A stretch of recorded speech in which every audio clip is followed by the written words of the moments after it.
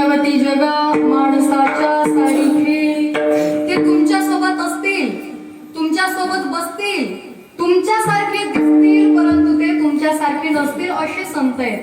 संतणवती जगा माणसाच्या सारखे, समुद्र नदी नव्हे पैगा, पाषाण म्हणू नये लिंगा. मला सांगा, आपल्या मंदिरातली मूर्ती कशाची आहे? पाषाणाची आहे, मातीची आहे, धातूची आहे, कशाची आहे? पाषाणाची. दगड पाषाणाची मूर्ती ती आपल्याला पाहायला मिळते. आणि इथे जी पायरी आहे ती कशाची हो? ती सुद्धा पाषाणाची. मंदिराची पायरी सुद्धा पाषाणाची आहे आणि आतली मूर्ती सुद्धा पाषाणाचीच आहे. तरी सुद्धा लोक काय करतात हो, तिथं गेल्यानंतर अगोदर आपले घाण झालेले पाय पुसतात आणि त्यानंतर मध्ये जाऊन डोकं टेकवतात. बरोबर आहे का नाही? आपण मध्ये जाऊन डोकं टेकवतो, बाहेर पाय पुसतो. कारण काय आहे? दोन्ही पाषाणच आहेत, दोन्ही पाषाण.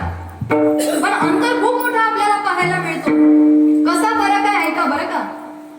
आतली जी मूर्ती आपल्याला पाहायला मिळते, त्या मूर्तिकारानं ज्यानं त्याला घडवलं, त्या मूर्तीला, ती मूर्ती घडवत असताना त्यानं त्यातला नको असलेला भाग काढून टाकला, नको असलेला सगळा भाग काढून टाकला. आणि मुख्य म्हणजे त्याची स्थापना झाली. त्यानंतर त्याच्यावरती मंत्रांनी संस्कार झाले आणि त्यामध्ये देवत्व निर्माण झालं. आज आपण तिथं माथा टेकवतो. आणि इथं आपण पाहतेच बाहेर पायरीवर आपण तिथं गेल्यानंतर पाय पुसतो. कारण जसा आणला तसा तिथं बसवलेला आहे. फक्त वरनं जरा सिमेंट मारलेलं दिसतंय. बरोबर आहे का नाही? जसा आणला तसा बसवला. पायरीचा दगड तसाच आहे. संतांमध्ये आणि मनुष्यामध्ये फरक काय आहे? इतर मनुष्यामध्ये आणि संतांमध्ये कसला फरक आहे का?